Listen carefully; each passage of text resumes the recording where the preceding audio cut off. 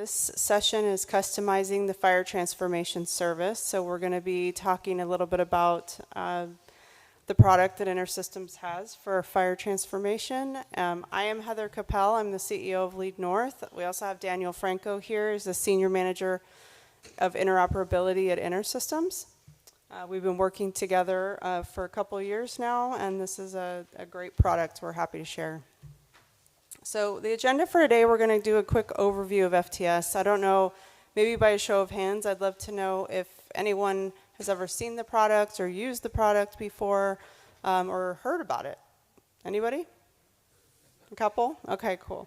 So we're going to start with just a quick overview of what it is, and then we're going to jump into a demo and some recent enhancements we've been making for it.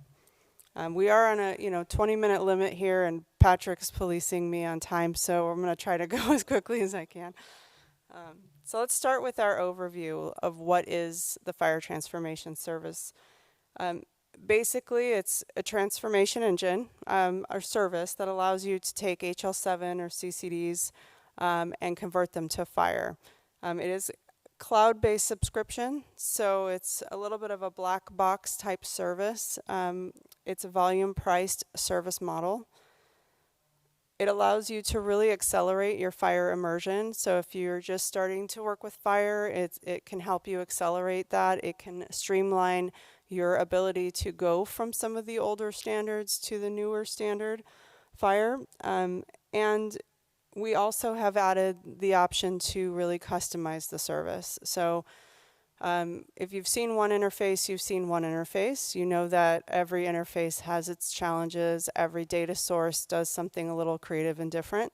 So really a one-size-fits-all doesn't quite exist, but we do need the ability to customize transformations to support pretty much anything that could be thrown at you.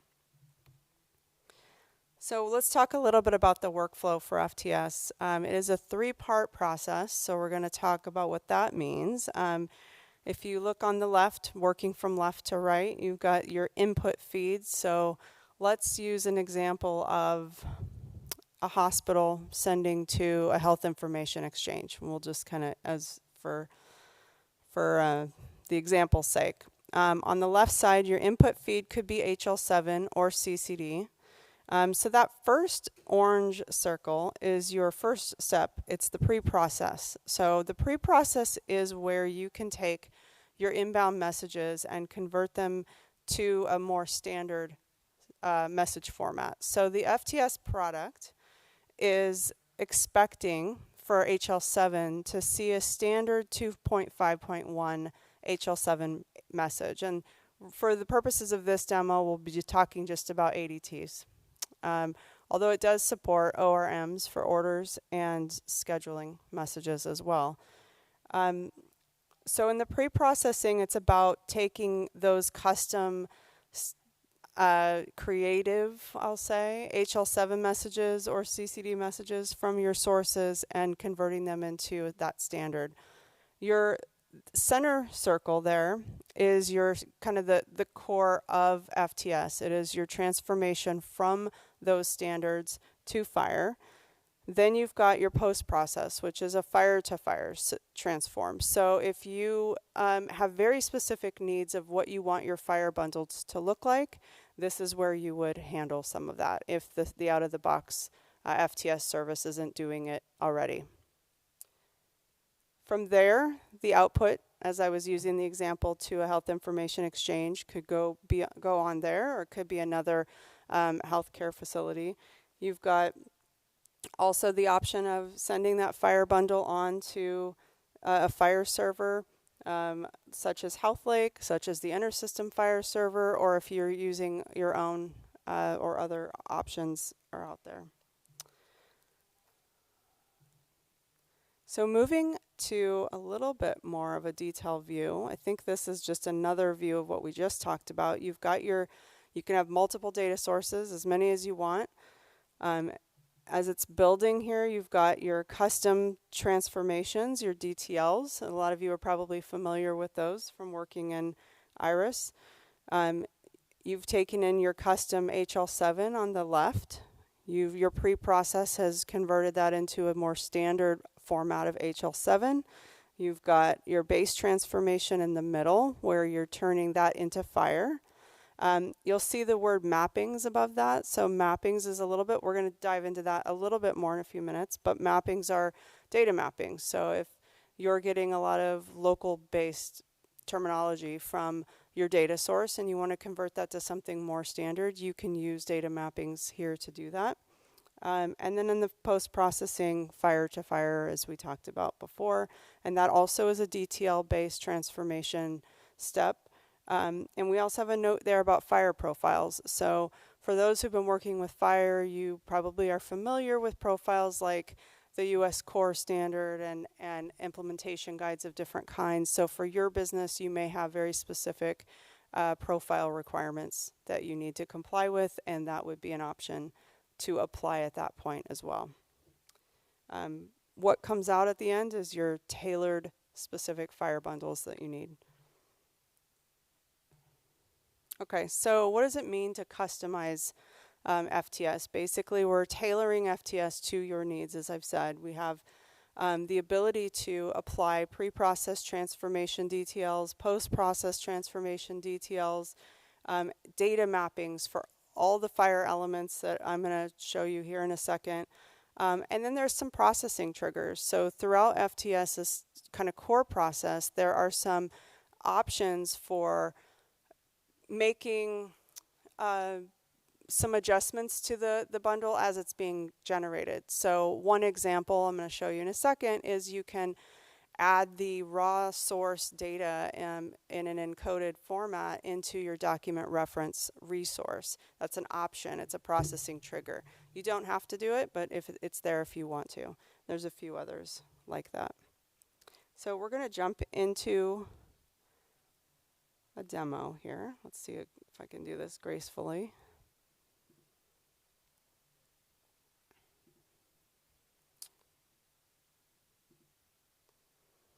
So for those who might have been listening to the earlier presentations, there was a mention by Gokhan about the InterSystems Cloud Portal, which is a way of managing cloud services that are provided by InterSystems. So is that a good view? You guys can see that, okay. So this first peek into the portal shows you a view of a deployment. And I want you to think of a deployment as a kind of, for now, one interface. So if you've got an ADT coming in and you want FHIR going out, this is your deployment for that. So you're going to configure that deployment with any settings that might be applicable for making that transformation. So as we jump in there, there's quite a few configuration settings here for setting up your deployment, where you're going to get the data, where it's going to go, and all of that. We're not going to get into all of the specific configurations, but we are going to talk about the customization piece. It's worth mentioning that FTS does not require customization to work. So if you wanted to send it standard 251 messages, you could do that with doing nothing, from a custom standpoint. But again, you've seen one interface, you've seen one interface. So it's pretty, I would say, pretty common to have to do something to your data sources to kind of standardize and normalize either the format or the data that's coming in. So I'm going to jump to our customization area, and this is a new feature we've put into FTS to allow you, the customer, to kind of set up some of your own and control the FTS process. The first thing we ask for is a site identifier. So this is basically if you've got your data source, I'm going to call it test.org. We are saving that, and that's going to come into play in a few areas downstream here. As I mentioned earlier, there's processing triggers in FTS. So the ability to add source HL7 into the document reference is the first one. So we're going to add that into the mix. We also have a few others, and I'll just briefly go over these. Disabling external ID encryption. This may sound like Greek right now, but in FHIR bundles, resource identifiers can be encrypted, and we tend to do that by default, but this can be, you can disable that. You can disable schemaless processing. So we also have developed FTS so that it does not require you to create custom schemas to handle your feeds. That's a new feature that is, intended to make your implementation go faster and be easier and maintainable long term, because if your data sources start to change things on you, and that never happens, then you should be able to continue to handle the message that comes in. You can also use GUIDs for reference elements, and you can include resource ID elements if you want. We don't do that by default. So I'll just leave it at that one. For those who are familiar with FHIR, you might be familiar with the metadata. There is a set of elements that are available for adding metadata for resources, and these are used, it's optional, you don't have to use them, but if you want to, it allows you to put different information that maybe your target system is going to need. So in this case, we will go ahead and put in a few values here that might be, so these would be things like, what is the source, what type of interface is this, who is the target, who's doing the transformation. That's the kind of metadata you might store in this area of FHIR. The next two fields here I'm going to talk about is the pre-transformations and the post-transformations. So this does assume that you are able to create a DTL. There's a lot of different ways that can be done in terms of having your own Iris instance, or you might have a cloud, so you might have a local instance that you're using in your environment, or you might have Health Connect in the cloud. You might have attended today or yesterday some of the sessions around the AI generation for DTL. I highly recommend taking a look at that. But we're going to go ahead and choose pre-transformation classes that I have already kind of have on hand here. So we're going to, actually I think I have, just that one. And then we've got some post-transformation stuff here.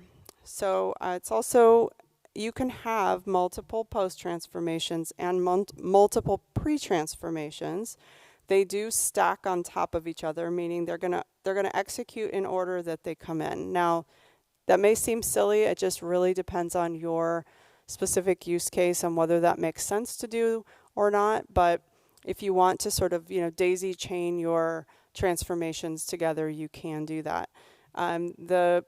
The sub-transformation is a separate column. You might have a primary transformation that's calling out to do specific segments or resources for that. So just as a reminder, the pre-transformation is where we're dealing with HL7 to HL7 DTLs. Post-transformation will be your FHIR to FHIR. So once we've got that in there, that's saved. I have a note here, so please, you got to be careful because you want to make sure that you get everything in the right column. You want to make sure that you put things in the right order. But other than that, once those are in there, they should apply automatically. Then we get into the fun part, which is data mapping. So I've got a couple of entries already in here. We've got one for the related person resource and relationship field for that, and related person gender. But I'm going to create a new one for condition. So first field is really just a category. It's more to just make the list a little less overwhelming when we're trying to break down the mapping. There's quite a few options in here and fields that you can customize for mapping. So that's just more for the user interface than anything. The next one is the actual source HL7 field that you're mapping data from. The next field, which is just read-only, it's telling you what are the fields you're impacting in FHIR, by choosing that HL7 field. So it's essentially laying out the mapping that the FTS process executes. If we have an incoming value, in this case we're going to use flu, and we're going to convert that to the ICD-10 code for influenza. So just to kind of recap here, we have a data source sending in a local code of FLU for flu. We're converting this to an ICD-10 J10.1, and we have our system, coding system. If you're familiar with FHIR, you've seen how the coding systems are set up, and then we have a display value for that. We're going to add the lookup, and when we're done with all the lookups we want to add this through this mechanism, we would finish that. By coming over here, we can see that we've got our all data now that we have mapped. And I was going to mention one more thing about that. Sorry. Anyway, so let's keep going. Oh, upload and export, that was right. So we do have the ability to upload from a spreadsheet, right? To do one mapping at a time is obviously can be really time consuming, and in some cases you might have hundreds or even thousands of things that you're wanting to convert on a terminology. So we do have the ability to import that from a spreadsheet or export it if you want to save it. Once you've got that all in place, you've got all your settings in there, you would click on Update FTS Configuration. And what that's going to do is it's going to go out to FTS and say, okay, now we've got everything, a new set of configuration. Go ahead and save it. I've already pre-configured this, so I'm not going to do that here because it does take a few minutes to apply, which we don't have because Patrick's keeping me on a schedule. And so we're going to jump to another feature that allows us to validate our configuration, so which is the test harness here. So this is basically a quick view of, I'm going to throw in an HL7 message and I want to see what the FHIR bundle is going to look like. Did it take my mappings the way that I expected? Let me show you a quick example of that. So here, just to kind of go through all these options real quick, we've got the ability to obviously clear the data out, do the upload quickly. Oh, wrong one. Do that again. We also have, that's the raw view, but we also have a tree view. So if you want to drill into your message kind of with a different view, sometimes it's really hard to read HL7 with all the pipes and the craziness. So there's that option. You can jump right back to the raw view. You can copy it and paste it wherever you want. If you've made some edits in here, you can edit inline, you can paste it into here. It's all flexible with that. Once you're ready to process, you convert to FHIR. This takes about 5 to 6 seconds, something like that. Your your FHIR bundle shows up here. You now can see your meta elements. Remember we set those up a few minutes ago. We've got all the data from this message. We do have a tree view. We're working on some enhancements to this. Right now it's a very kind of high level JSON breakdown, but eventually we're going to have the ability to, really kind of have a drop down by resource instead. It's a little bit easier if you just want to see the patient resources or just the conditions. So that's coming. You can export this data if you wanted to. Obviously you can copy and paste it from here as well. But I wanted to show you the mapping that we set up. So I'm going to do a quick search for J10.1. So you'll see for this condition, let me scroll up just a second here, condition resource, we have the code of J10.1, and that is for this guy right here, which was flu.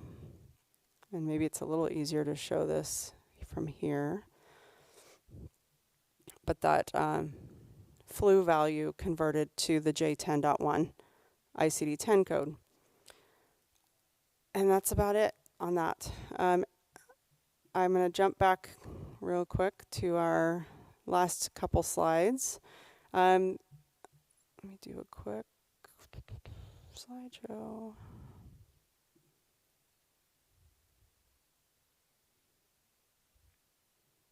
So if you're wondering, get your phones out. If you're wondering how to subscribe to the FTS product and check it out, click on get the QR code that's up on the screen.